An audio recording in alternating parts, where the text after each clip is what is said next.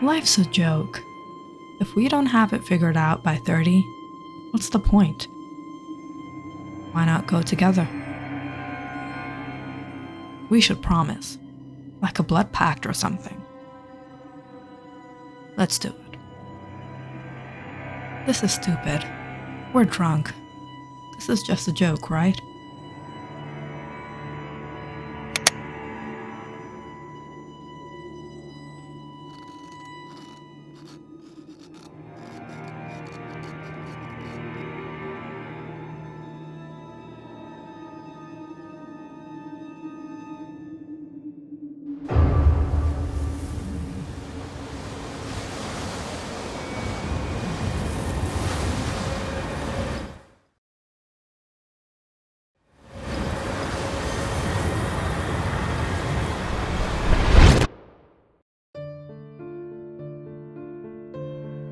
Alex is 30 now, an accomplished journalist with a sharp mind and a quiet life. He lives in a small apartment in the city with Anya, his fiancé of 6 years. Their wedding is only weeks away, and everything feels steady, safe. Until the text.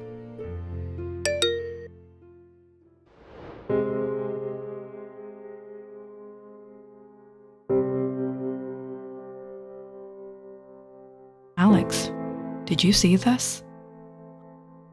Anya held out her phone. A message from Mark. Did you hear about Daniel? What happened to him? Daniel was gone.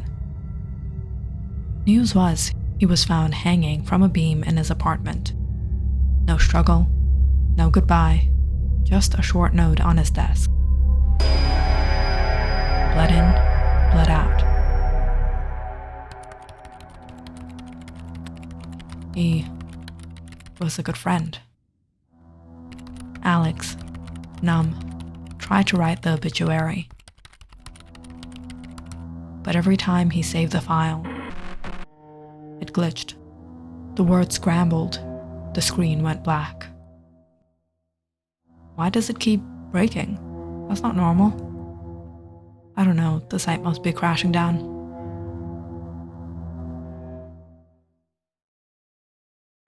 A month passed. The air felt heavier. Then, one morning, Alex found a package at the door. No name, no return address. Alex opened it, recognizing the sketch paper immediately. It's from Rachel. It was always hard to get in touch with her. She's always on the travel. What is it? Did she hear about the wedding? Maybe a gift? Alex opened one of Rachel's old sketches. It showed him, on a plane, eyes wide in terror, as black, shadowy hands grabbed him into a swirling void. This is so strange. I know, what is this? That evening, the news broke. Rachel was dead. This can't be real. What is going on? Weeks passed, heavy with silence. Then a letter came, yellowed, trembling at the edges. It was from Mark. Took something that wasn't ours. Now it's taking us back.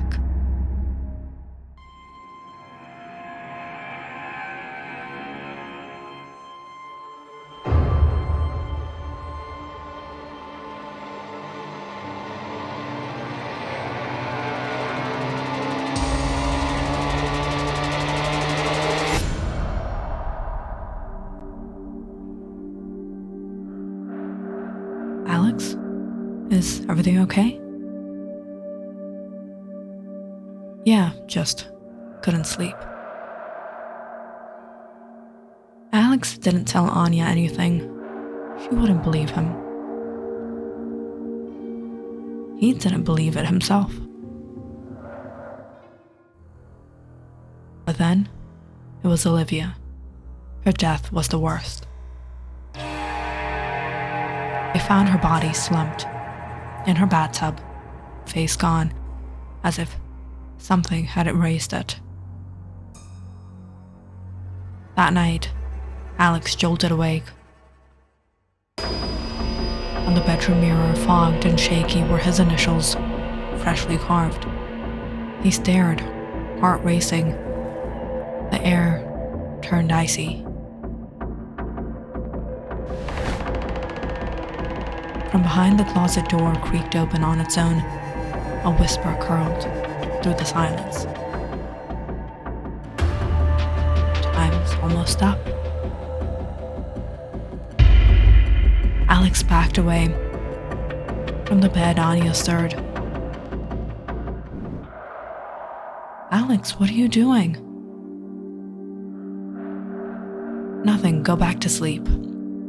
Once again, Alex didn't mention the mirror or the shadow still watching from the doorway. Anya couldn't take it anymore. For the past few months, she had been noticing a change in Alex. How he couldn't sleep. How he always looked scared. Alex, talk to me, what's happening? Talk to me, what's happening? You're barely sleeping? You're scared all the time? Anya watched as Alex's condition worsened, his eyes hollow and his hands trembling. She tried to talk to him, but he always shut her down. But Anya couldn't just watch him crumble. The dread in his eyes was enough to push her forward. She couldn't sit by, helpless, so she started digging.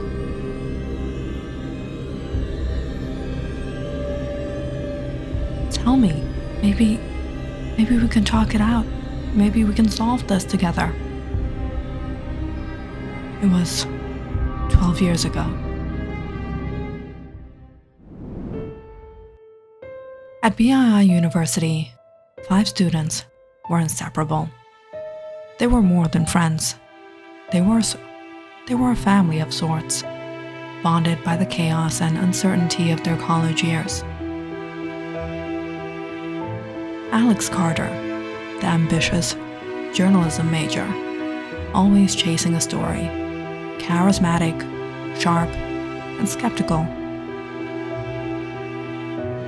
Alex was the glue that held the group together. He could talk his way out of anything, and had an unwavering sense of adventure. Daniel Walsh, the brooding philosophy student, obsessed with existentialism and death. His dark, intense nature drew people in, and his on-again, off-again relationship with Rachel was always a storm waiting to happen. Rachel Monroe, the reckless art major, the one who drank too much and always flirted with danger.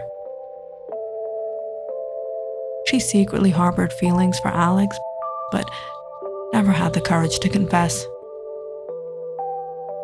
Instead, she filled her art notebooks with eerie sketches of him, drowning in shadows. Mark Evans, the group's moral center, yet burdened by guilt over a dark secret from freshman year. He was always the one to keep everyone grounded. But he was also hiding something that would never let him go. Olivia Brooks, the rich, privileged psychology major. who acted as the mom of the group. She seemed to have it all together, until they learned about her double life. Behind her smile was a woman living in two worlds, one of high society and one of dangerous secrets. But what none of them knew was this. Rachel and Alex had a one-night stand just before he started dating Anya. Rachel never told anyone, and in the quiet corners of her mind, she sketched him in the darkness, drawn with shadows, drowning in them, desperate for a way out. Daniel had once tried to take his own life, but Mark saved him. The guilt Daniel carried was unbearable, and he never forgave Mark. "You stole my choice." Mark had covered up a hazy incident that led to a freshman's death. Olivia was the only one who knew, and she used that knowledge to blackmail him, demanding silence in exchange for keeping his secret hidden. Olivia's perfect life was just a mask. She was secretly a high-end escort, catering to the powerful men of the city. Her expensive lifestyle wasn't funded by trust funds or inheritance. It was built on secrets, including those of her friends.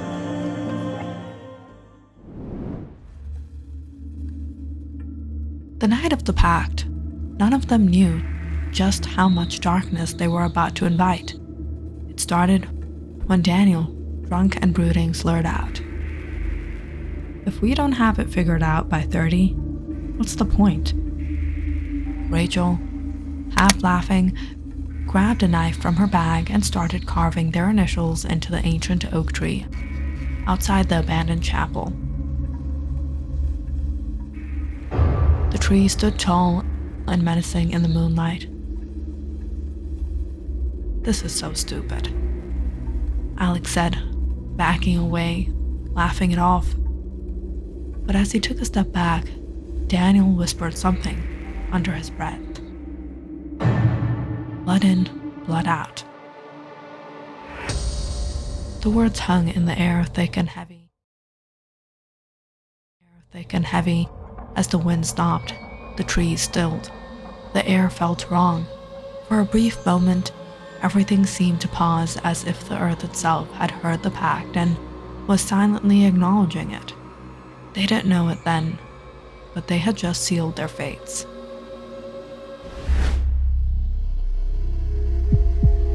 You're invited.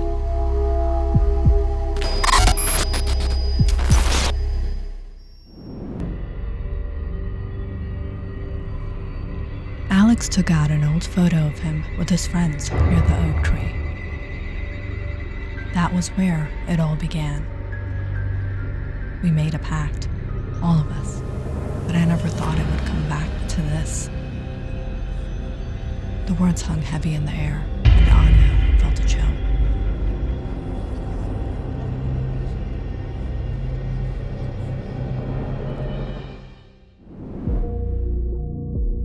As Anya pored through old records and college archives, her heart raced.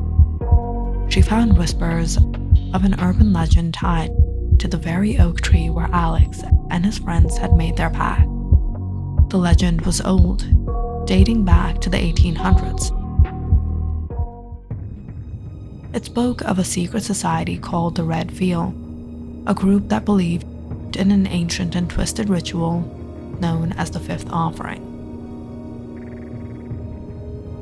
According to the legend, every generation, 5 souls had to gather at the tree and make a pact.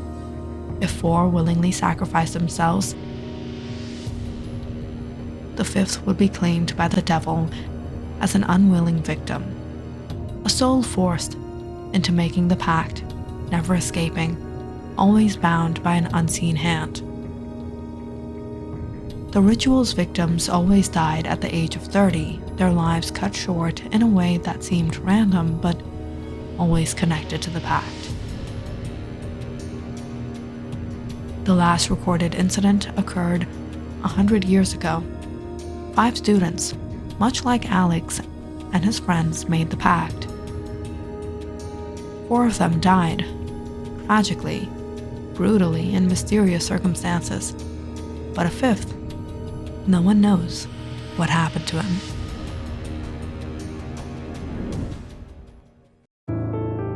Anya rushed home, her voice trembling as she told Alex everything she'd uncover. Alex, the pact. It's real. The red field, the ritual, it's all connected.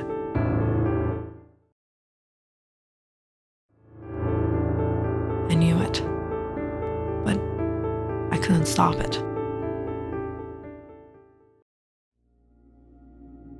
Alex and Anya stood before the ancient oak tree, its twisted limbs reaching out like skeletal fingers. They had come back, hoping to break the pact, to erase what had been done.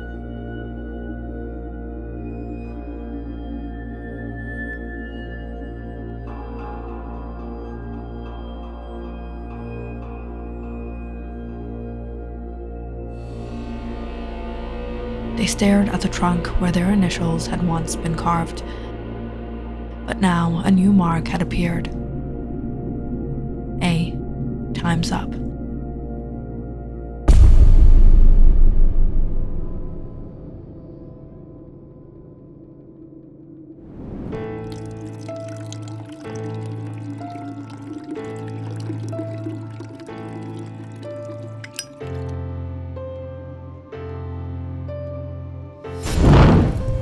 In a desperate attempt, they set fire to the tree, the frames crackling angrily in the night. But then, as the fire roared, something else pierced the air. A scream that seemed to be coming from the depths of the earth itself. Shadows twisted in the blaze, faces began to emerge from the fire. Daniel, Rachel, Mark, Olivia, their forms distorted, their eyes hollow with regret. They were trapped, bound to this curse forever.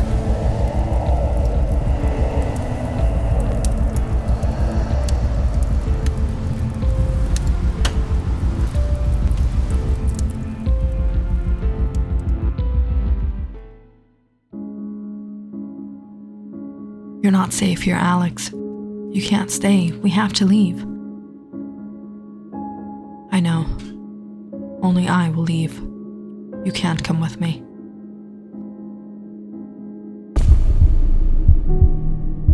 Please, let me come with you.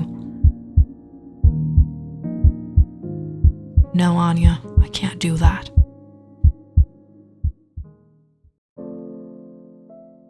Alex booked his flight to London that night, convinced that if he left, he might escape what was coming. Alex sat back in his seat, his breath shaky but relieved. The plane took off smoothly, and for the first time in weeks, he allowed himself to believe he was safe. He exhaled deeply, sinking into the moment of peace. Then the seatbelt sign flickered, and the overhead screen glitched. A cold hand gripped his shoulder.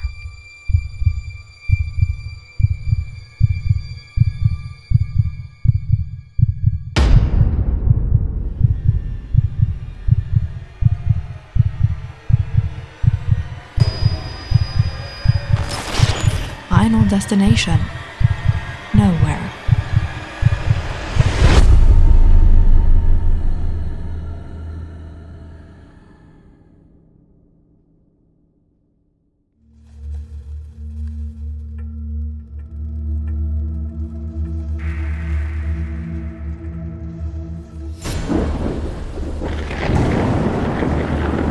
Click on the subscribe button and check out more awesome videos on our channel. And don't forget to press the bell icon because you know it's interesting.